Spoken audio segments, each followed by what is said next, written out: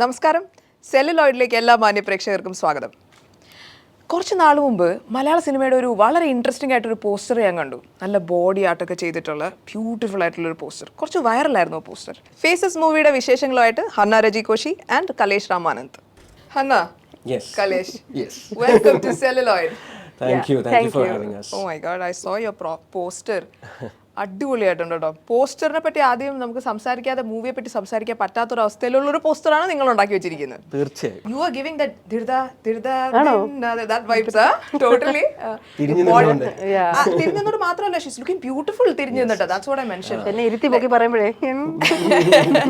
Yeah, and you also, that wing extension, ഒരു attitude, ഭയങ്കര ഒരു പോസിറ്റീവ് ആറ്റിറ്റ്യൂഡ് ക്യാരിങ്. അല്ല, വിങ് എക്സ്റ്റൻഷൻ എന്ന് പറഞ്ഞപ്പോഴേ നമ്മൾ ആക്ച്വലി ഇങ്ങനെ തന്നെ നിൽക്കുകയായിരുന്നു. ഒരു 3-3.5 മണിക്കൂർ നിന്നില്ലേ. കാരണം എന്ന് വെച്ച് കഴിഞ്ഞാൽ നമ്മൾ ഇങ്ങനെ ഒന്ന് ചുരുങ്ങിയാലേ ആ പെയിന്റിന്റെ വര കാണാൻ പറ്റും.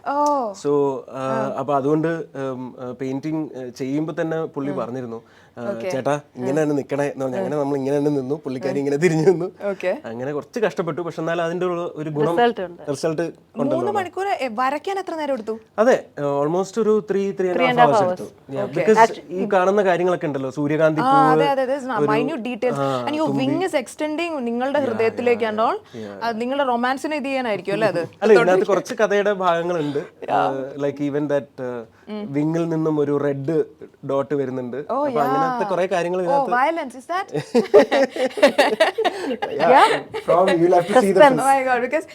Trailer was interesting. ലൈക്ക് ഭയങ്കര മിസ്റ്റീരിയസ് ആയ ഒരു വൈബ്, കുറച്ച് ത്രില്ലിംഗ് വൈബ്സ് ഒക്കെ തന്നു. ആൻഡ് അപ്പൊ പോസ്റ്റർ കാണുമ്പോഴത്തേക്ക് ഇപ്പൊ ഈ റെഡ് ഒക്കെ മെൻഷൻ അത്രയും ഡീറ്റെയിൽ ആയിട്ട് പടം കണ്ടു കഴിഞ്ഞിട്ട് ഈ poster there was hints over here. കുറച്ച് ഹിന്റുകളുണ്ട്. അത് കഴിഞ്ഞിട്ട് വീട്ടിൽ പോയി ചെയ്യാനുള്ള എക്സസൈസ് പറയില്ലേ, അതുപോലെ director brilliance, Nilesh EK neck brilliance. You guys are pretty popular. രണ്ടുപേരെ പറ്റിയിട്ടും മലയാളികൾക്ക് അറിയാം. Guys have made a creative impact ഓരോ രീതിയിൽ നിങ്ങളുടെ മൂവീസിലും നിങ്ങളുടെ കരിയർ ചോയ്സസിലും ഒക്കെ കാണിച്ചിട്ടുണ്ട്. നിങ്ങളുടെ രണ്ടുപേരുടെയും മ്യൂച്വൽ ചോയ്സ് ആണ് ഈ movie. So we are expect പ്രേക്ഷകർ എന്നുള്ള രീതിയിൽ ഞങ്ങൾ ഇതിനെ വാട്ട് ഇൻസ്പയർഡ് യു അത് പറ.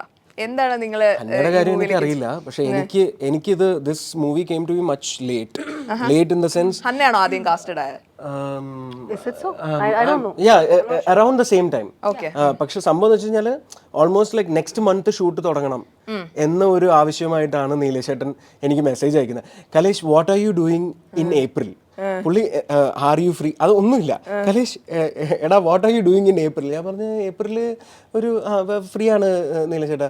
So I was shooting four ഒരു ഹിന്ദി വെബ് സീരീസിന്റെ ഷൂട്ട് നടക്കുന്ന ടൈമായിരുന്നു. അപ്പോൾ ഞാൻ ഗുജറാത്തിലാണ്. അപ്പോൾ ഒരു മാർച്ച് 28 ഒക്കെ ആകുമ്പോൾ ഞാൻ ഫ്രീ ആവും. അത് കഴിഞ്ഞാൽ പിന്നെ ഏപ്രിൽ എൻഡിലേ ഷൂട്ടുള്ളൂ. എടാ അങ്ങനെയാണെങ്കിൽ ഏപ്രിൽ ഒരു 20 ദിവസം നമുക്ക് ഷൂട്ട് ചെയ്യാൻ പറ്റും. ഞാൻ പറഞ്ഞു എന്താ ഷൂട്ട് ചെയ്യേണ്ടത് ഒന്ന് പറ. അല്ല, ഒരു പടം തുടങ്ങാനോ കഥ എന്താ? ഞാൻ ഒരു കാര്യം ചെയ്യാം, നമുക്ക് വീഡിയോ കോളിൽ കഥ പറയാം. അങ്ങനെ literally I was shooting in Gujarat. ഞാൻ ഷൂട്ട് കഴിഞ്ഞ് റൂമിൽ വന്നിരുന്നു. ഗുജറാത്ത്. സംഭവം എന്ന് വെച്ചാൽ ആ ഷൂട്ട് കഴിഞ്ഞ് റൂമിൽ വരുന്നു, ഒരു വീഡിയോ കോളിൽ സൂം കോളിൽ ഇരിക്കുന്നു. നീലേഷ് ഏട്ടൻ കഥ പറയുന്നു. I got like super excited. ഈ പറഞ്ഞ പോലെ മിസ്റ്ററി ത്രില്ലർ. ട്രെയിലർ കണ്ടില്ല. അപ്പൊ ഞാൻ പറഞ്ഞു നീലേഷ് ഏട്ടാ ഇത് കേൾക്കാൻ നല്ല രസമുണ്ട്, ഇത് ഇങ്ങനെ തന്നെ എടുക്കുവോ? പിന്നെ മാത്രമല്ല ആരാ പ്രൊഡ്യൂസർ? എടാ അതൊക്കെ ഉണ്ട്, പക്ഷെ ഇപ്പൊ തുടങ്ങിയാൽ നമുക്ക് ഉടനെ തുടങ്ങാൻ പറ്റിയാൽ ചെയ്യാം. അപ്പൊ ഞാൻ പറഞ്ഞു മറ്റേ ക്യാരക്ടർ ആരാ, നിത്യ എന്നുള്ള ക്യാരക്ടർ ആരാ ചെയ്യുന്നത്? കാരണം അതാണ് ഭയങ്കര പെർഫോമൻസ് ഓറിയന്റഡ് ആയിട്ടുള്ള ഒരു ക്യാരക്ടറാണ്. ഹന്ന രജി കോശിയാണ്. അപ്പൊ ഞാൻ പറഞ്ഞു അത് കൊള്ളാലോ, നല്ല പെർഫോമറാണ്, നല്ല ആക്ട്രസ് ആണ്, അപ്പം ചെയ്യുമോ എന്ന് ഒക്കെ ഞാൻ ചോദിച്ചു. അപ്പം ഇല്ലടാ, നമ്മൾ സംസാരിച്ചിട്ടുണ്ട്, അപ്പം ആരും കൺഫേം ആയിട്ടില്ല, we are looking at options, പക്ഷേ I think Hanna will do it എന്നുള്ള രീതിയിൽ നീ ഓക്കെ ആണെങ്കിൽ നമുക്ക് ഉടനെ തന്നെ തുടങ്ങാം. അങ്ങനെയാണ്. പിന്നെ വിത്തിൻ 2 days പറയുന്നു ഹന്നയും ഓക്കെ പറഞ്ഞു എന്ന്. Next week we are starting ഷൂട്ടിന് 3 ദിവസം മുമ്പാണ് എനിക്ക് ബൗണ്ട് സ്ക്രിപ്റ്റ് കിട്ടുന്നത്. അപ്പൊ സാധാരണ I come from a theatre background. അപ്പോൾ ഞങ്ങള് യൂഷ്വലി ഒരു സ്ക്രിപ്റ്റ് കിട്ടി അതൊരു 10-20 തവണ വായിക്കുക, ചുമ്മാ വായിക്കുക, ലൈൻസ് പഠിക്കാൻ വേണ്ടിയിട്ടുള്ള വായിക്കല്ല, ചുമ്മാ വായിക്കുക. അത് കഴിഞ്ഞ് പിന്നെ തട്ടേ കയറിയിട്ട് വെറുതെ ഒന്ന് പ്ലോട്ട് ചെയ്ത് നോക്കുക, അങ്ങനെയൊക്കെ നമ്മൾ 1-1.5 മാസമൊക്കെ റിഹേഴ്സൽ ചെയ്യും. സിനിമയിൽ വരുമ്പോൾ അറ്റ്ലീസ്റ്റ് നമുക്ക് ഒരു 2 months മുമ്പെങ്കിലും, റിലീസിന് ഷൂട്ടിന് 2 months മുമ്പെങ്കിലും നമുക്ക് ബൗണ്ട് കിട്ടും. ഇത് ഞാൻ നായകനായിട്ട് ചെയ്യുന്ന പടത്തിന്റെ ബൗണ്ട് സ്ക്രിപ്റ്റ് 3 ദിവസം മുമ്പാണ് എൻ്റെ കൈ കിട്ടുന്നത്. എന്നിട്ടാണ് ഞാൻ മൊത്തമായിട്ടിരുന്ന് വായിക്കുന്നത്. അതുവരെ ഞാൻ കേട്ടിട്ടേ ഉള്ളൂ. ഇനിയിപ്പം പുള്ളിക്കാരി പറയാം. ഞാൻ ചെന്നൈയിൽ ഞാൻ ജിമ്മിൽ വർക്ക്ഔട്ട് ചെയ്തിരിക്കുന്ന സമയത്ത്, അതെ അതെടുത്ത് പറയണം എനിക്ക്, അന്നാണ് അവസാനമായിട്ട് വർക്ക്ഔട്ട് ചെയ്തത്. Yes kind of Okay. അപ്പോൾ I got A call, so very random call, so I took the call and അപ്പം നിലേഷ് ആയിരുന്നു. So he said we have such as project, അപ്പം നമുക്ക് 1 line ഒന്ന് കേൾക്കാന്ന് പറഞ്ഞു. ആസ് എൻ ആർട്ടിസ്റ്റ് നമ്മളെപ്പോഴും നോക്കുന്ന പെർഫോമൻസ് സ്പേസ് ഉണ്ടോ, അല്ലെങ്കിൽ എങ്ങനെയാണ്, അതായത് എനിക്ക് ഇമ്പ്രൂവ് ചെയ്യാൻ പറ്റുമോ എന്ന്. ഡെഫിനറ്റ്ലി എനിക്കിത് കഥ കേട്ടപ്പം ഐ അണ്ടർസ്റ്റുഡ് ദാറ്റ് അതിന് മാത്രമേ സ്കോപ്പ് ഉള്ളൂ. Because throughout every scene, every dialogue, every move that you make is all about this performance. അല്ലെങ്കിൽ സ്ക്രീൻ എത്രമാത്രം നമുക്ക് നമ്മുടെ ഔട്ട്പുട്ട് കൊടുക്കാൻ പറ്റുമോ. So I felt very happy about it. പിന്നെ there was after maybe 1 month or so we had a meeting. അന്ന് associate ഡയറക്ടറും എല്ലാവരും കൂടെ വന്നിരുന്നു. സോ അന്നേരം എനിക്കൊരു ഫുൾ നറേഷൻ പോലെ എല്ലാം ഒന്ന് പറഞ്ഞു തന്നു. അപ്പോൾ എനിക്ക് കുറേ ഡൗട്ട് ഉണ്ടായിരുന്നു. അതിന് മുമ്പ് എനിക്കൊരു PDF ഫയൽ അയച്ചു തന്നിരുന്നു അബൌട്ട് ദ സ്ക്രിപ്റ്റ്, ഒരു എല്ലാത്തിൻ്റെയും PDF. സോ വായിച്ചപ്പോൾ I had so many doubts because like ഈ സെഡ്, ഞാൻ ദിസ് നിത്യയുടെ ഈ ഒരു ക്യാരക്ടർ വാട്ട് എവർ ഷീ സീസ് എല്ലാം കലേഷിൻ്റെ ഫേസാണ് കാണുന്നത്, മൈക്കിളിൻ്റെ ഫേസാണ് കാണുന്നത്. സോ ഐ എം ലൈക്ക്, എനിക്കത് സ്ക്രിപ്റ്റിൽ വായിക്കുമ്പോൾ I was so much confused. കാര്യം ഒബ്വിയസ്ലി ഇറ്റ്സ് കൺഫ്യൂസിങ്. അപ്പം എനിക്ക് ആ ഒരു ക്ലാരിറ്റി വേണമായിരുന്നു. So when I met him in person, ഭയങ്കര ഡീറ്റെയിൽഡ് ആയിട്ട് എല്ലാം പറഞ്ഞു തന്നു. എൻ്റെ ഡൗട്ടെല്ലാം ഗോ ക്ലിയർ ആയി. And then I was looking forward the movie start avan, because I knew that this will be a good, this movie will definitely do good for me എന്ന് എനിക്ക് ഉറപ്പായിരുന്നു. And so there was no rethinking or ഉണ്ടല്ലോ, nothing. I was just directly into it. Yeah, that's true. എനിക്കും അതായിരുന്നു, excitement ആയിരുന്നു. നീലചേട്ടാ, ഇത് ഞാൻ ഇതുവരെ കേട്ടിട്ടില്ലാത്ത പോലത്തെ ഒരു കഥ. നമ്മൾ വെറുതെ പറയുമല്ലോ വ്യത്യസ്തമായ സിനിമ. ഇത് ആക്ച്വലി ഭയങ്കര വ്യത്യസ്തമായ ഒരു കഥയാണ്. അപ്പം നമ്മൾ ഇത് ഭയങ്കര പുതുമയുള്ള ഒരു സാധനം, ഇത് ചെയ്യാൻ പറ്റുമോ? കാരണം നമ്മളെയൊക്കെ വെച്ച് ചെയ്യുമ്പോഴത്തേക്ക് അധികം ബഡ്ജറ്റ് ഒന്നും ഇടാൻ പറ്റില്ല. അപ്പോൾ ഈ ചുരുങ്ങിയ ബഡ്ജറ്റിൽ ഈ സാധനം പുൾ ഓഫ് ചെയ്യാൻ പറ്റുമോ? എന്താ പറയണ്ടേ, ഒരു ഫ്രെയിം വെച്ച് കഴിഞ്ഞാൽ like I'm derailing from the question. പക്ഷെ ഞാൻ പറയുന്നത് എന്ന് വെച്ചാൽ, ഒരു ഫ്രെയിം വെച്ച് കഴിഞ്ഞാൽ ആ ഫ്രെയിമിൽ നിത്യ ആളുമായിട്ട് സംസാരിക്കുകയാണ്, ഒരു പോലീസ് ഓഫീസറായിട്ട് സംസാരിക്കുകയാണെങ്കിൽ അത് പോലീസ് ഓഫീസർ അവിടെ ആ ആക്ടർ നിൽപ്പുണ്ടാവും. ഓക്കെ, ട്രാക്ക് ആൻഡ് ട്രോളിയിലാണെങ്കിൽ ട്രാക്ക് ഇങ്ങനെ വന്ന് നിത്യയുടെ തലയ്ക്ക് പുറകിൽ വരുമ്പോഴത്തേക്കും അവിടെ ഞാനാവണം അത്. ബിക്കോസ് നിത്യയുടെ പോയിന്റ് ഓഫ് വ്യൂവിൽ അത് ഞാനാ. അപ്പം ലിറ്ററലി ആ ഫ്രെയിം അങ്ങനെ തന്നെ വെച്ചിട്ട് he has to move out, I have to come in. ഈ frame rate it's a challenge. അപ്പൊ ഇങ്ങനെ കുറെ സീൻസ് ഉണ്ട് ഇതിനകത്ത്, മിക്ക സീൻസും ആഫ്റ്റർ ദി ആക്സിഡന്റ്. സോ അപ്പം ആൻഡ് ദെൻ ദേർ ആർ ഒരേ ഫ്രെയിമിൽ 2-3 ക്യാരക്ടേഴ്സ് ഉണ്ടാവാം. അതിനെ നിത്യ നോക്കുമ്പോ കുമ്പിടി അവിടെ കുമ്പിടി ഇവിടെ എന്നൊക്കെ പറയുന്ന പോലെ നിത്യ ആരെ നോക്കുന്നു. അപ്പോൾ കുറെ ചില സമയത്ത് നിത്യ താഴെ നോക്കി സംസാരിക്കും, അപ്പൊ അവിടെ ആക്ച്വൽ ആക്ടർ ആയിരിക്കും. നിത്യ അവരിലേക്ക് നോക്കുമ്പോൾ അത് ഞാനാവണം. ഹന്നയുടെ ചോയ്സസ് ആർ വെരി ബോൾഡ്. ശരിക്കും കരിയർ നോക്കി കഴിയുമ്പോഴത്തേക്കും ഇപ്പം ഇതിലും portraying something like this is not easy. Like ഇപ്പം ഇന്ന് ജസ്റ്റ് ഹന്നയുടെ ഇത് കാര്യമല്ല, പക്ഷെ ഞാൻ ജസ്റ്റ് എന്നെ വെക്കുവാണ്. ഇപ്പം എൻ്റെ അടുത്ത് ഇങ്ങനെ ചോദിച്ചു കഴിഞ്ഞാൽ like I don't know I will be able to do it. I wanted to stand like this, I don't know if എങ്ങനെയായിരിക്കും. All that will come to my mind. But of course. So that choice is bold. അതിനെ appreciate ചെയ്യേണ്ട ചോയ്സാണ്. You've also portrayed something like ഒരു transgender എന്ന് മലയാളികൾക്ക് കാണുന്ന രീതിയിലുള്ള movies you have done. So what is leading you അത്തരം കാര്യങ്ങൾ, അത്തരം സാധനങ്ങൾ എടുക്കാനായിട്ടുള്ള? പേജന്റ് ഷോസ് ഒക്കെ ചെയ്തിട്ടുണ്ട്. You've got that mind opening scenarios, you been through such things. അപ്പോൾ അതുകൊണ്ട് കുറച്ചൊരു പോസിറ്റിവിറ്റി, ഒരു ഓപ്പൺനെസ് ഒക്കെ ഉണ്ടാവുമെന്ന് നമുക്ക് പ്രതീക്ഷിക്കാം. അതുകൊണ്ട് പക്ഷെ അത് മാത്രമാണോ the way you were brought up? എന്താണത്? Initially maybe 2015-16 during the start of my career, I clearly remember that എനിക്ക് ഭയങ്കര ഒരു സെൽഫായിട്ട് നമ്മൾ പറയുമല്ലോ, I will never do a bikini scene എന്നുള്ളത്. Because like I will never wear bikini എന്നുള്ളത് ഭയങ്കരമാണ്. Even if it's a Miss India competition, I'm a pageant fanatic ആണ്. I love pageants. അന്നേരം ഞാൻ ഇങ്ങനെ ഡിസിഷൻ എടുത്തിരുന്നു. It was very bold, I knew it. But when ആ journey start ചെയ്തപ്പോൾ, pageant journey start ചെയ്തപ്പോൾ, I'm seeing so many contestants around me, people around me. അപ്പം maybe that made me to understand that it's not just about എൻ്റേതായിട്ടുള്ള decisions ചിലപ്പം എന്നെ മുന്നോട്ട് കൊണ്ടുപോയെന്ന് വരില്ല. ബിക്കോസ് പേജൻസിന് മാൻഡേറ്ററി ആണ്. It's not about showcasing you body, it's about how fit you are എന്നാണ് അവിടെ നോക്കുന്നത്. ഞാൻ in the pageant. So that mentality എനിക്ക് മാറ്റാൻ പറ്റി. And then in 2018 I went to Miss India competitions. അപ്പം അന്നേരം even though bit reluctant but I'm like okay, I'm confident in my body. അപ്പം let me be that way. അതായത് പല പെർസ്പെക്റ്റീവും ഉണ്ട്. അപ്പം എൻ്റെ പെർസ്പെക്റ്റീവ് ഞാൻ മാറ്റി. അതായത് like I made my parents understand that it's not about showcasing yourself as a objectify ചെയ്യുന്ന രീതിയിലല്ല, but rather they want to see how much you work on your body, how fit you are, how much you care for your body ആണ് അവർ നോക്കുന്നത്. So ആ ഒരു mind set ആക്കാൻ എന്നെ train ചെയ്തു. അതുപോലെ തന്നെയാണ് മൂവീസിലും ഞാൻ എന്നെ ട്രെയിൻ ചെയ്തത്. ഇനീഷ്യലി ഞാൻ ചിലപ്പോൾ എനിക്ക് പല സീൻസും ചിലപ്പോൾ എനിക്ക് മേ ബി എനിക്ക് കരയുന്ന സീൻസ് ഭയങ്കര പാടായിട്ട് തോന്നാറുണ്ട്. അപ്പം എനിക്ക് I don't know like and romantic scenes എനിക്ക് ഭയങ്കര ടഫാണ്. And I this is a romantic thriller. I clearly don't know how I did it. I don't even know whether I pulled it off. He knows, he help me out. So but എനിക്ക് ചില restrictions ഞാൻ വെച്ചിട്ടുണ്ടായിരുന്നു.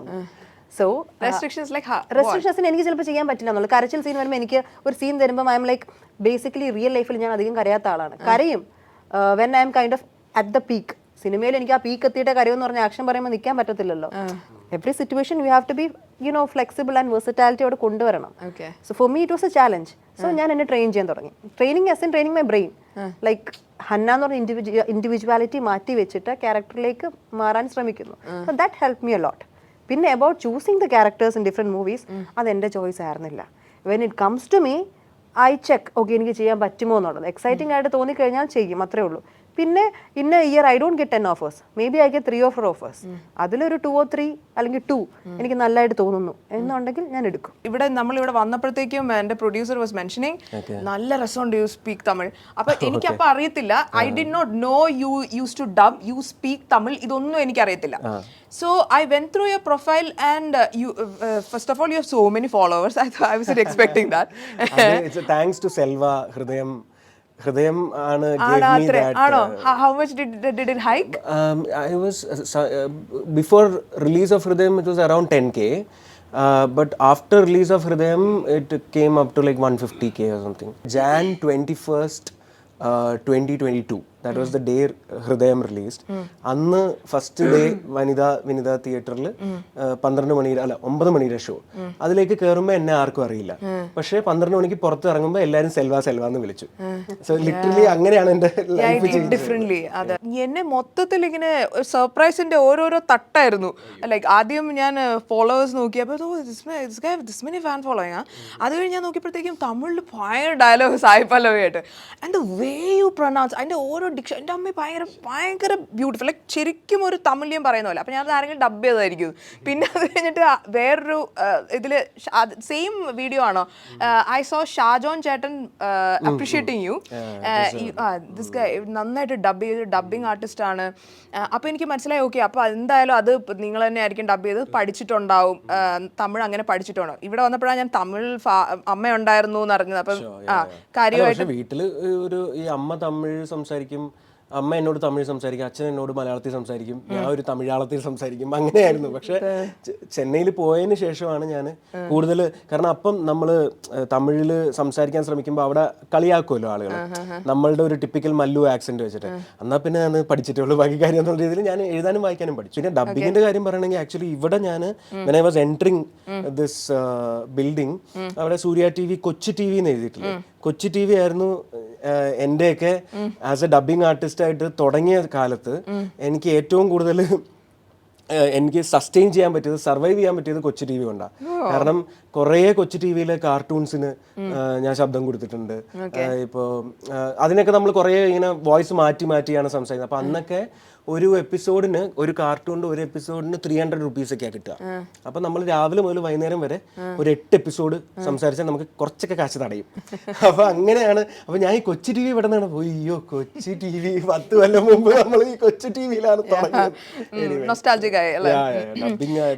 ഞാനൊന്ന് ചോദിച്ചോട്ടെ, ഇത്രയും exposure ഉള്ള ഒരാൾക്ക്, you have theatre background also, you dub, പിന്നെ അതുപോലെ തന്നെ എടുക്കുന്ന ക്യാരക്ടർ ചോയ്സസ് ഹിറ്റ് ചെയ്യുന്നുണ്ട്, ആൾക്കാർ റെക്കഗ്നൈസ് ചെയ്ത് തുടങ്ങി. എങ്ങനെ ഇത്രയും ലേറ്റ് ആയ ഒരു lead movie look pretty good, you could have done it. ഒരു കോംപ്ലിമെന്റ്, താങ്ക് യു. ഞാൻ ഇനി ഒരു കോംപ്ലിമെന്റ് കൊടുക്കുന്നില്ല.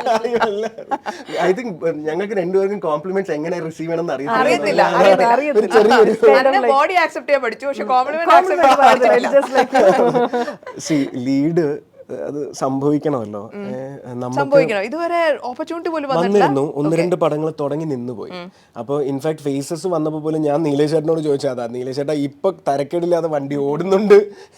അതായത് ഒരു 10 പടത്തോളം ഞാൻ സഹനടനായും 1-2 വില്ലൻ ക്യാരക്ടേഴ്സ്, നെഗറ്റീവ്, അതൊക്കെ അങ്ങനെയൊക്കെ ചെയ്തു. അപ്പോൾ ഇടയ്ക്ക് ഒരു പടം ലീഡായിട്ട് തുടങ്ങി നിന്നും പോയി. നല്ലൊരു സിനിമയായിരുന്നു അതും. ഹോപ്പ്ഫുള്ളി ഇൻ ഫ്യൂച്ചർ ഞങ്ങൾക്ക് അത് റിവൈവ് ചെയ്യാൻ പറ്റട്ടെ.